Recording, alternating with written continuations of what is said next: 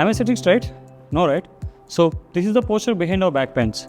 So basically with this prolonged sitting in the software companies and wherever you're working, so this posture can lead to hamstring tightness and this can destroy your lumbar curvature. So దీనివల్ల మనకి disc bulge and sciatica pains కానీ ఏవైనా రావచ్చు.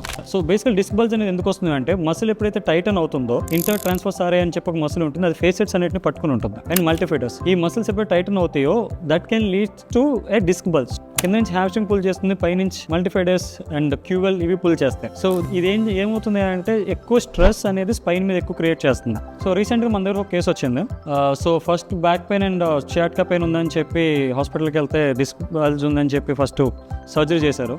తర్వాత మళ్ళీ second time కూడా same severe complaints ఉంటే మళ్ళీ సెకండ్ సర్జరీ కూడా చేశారు. సో ఆ తర్వాత థర్డ్ సర్జరీ కూడా అయ్యింది. సెకండ్ సర్జరీలో సిఎస్ఎఫ్ ఫ్లూయిడ్ లీక్ అవడం వల్ల. సో ఇప్పుడు మన దగ్గరకు వచ్చిన తర్వాత 3 months of vigorous training and all, we strengthen her core, we improve her posture and the muscle imbalance ఏవైతే ఉన్నాయో అన్ని కరెక్ట్ చేసుకున్నాం. So now she's travelling without pain, now she's dancing, she's enjoying her life now. So మీరు కూడా ఇలాంటిది ఏమన్నా face చేస్తుంటే కనుక మీకు ఏదైనా డౌట్ ఉన్నా సరే please reach us. I'm here to help.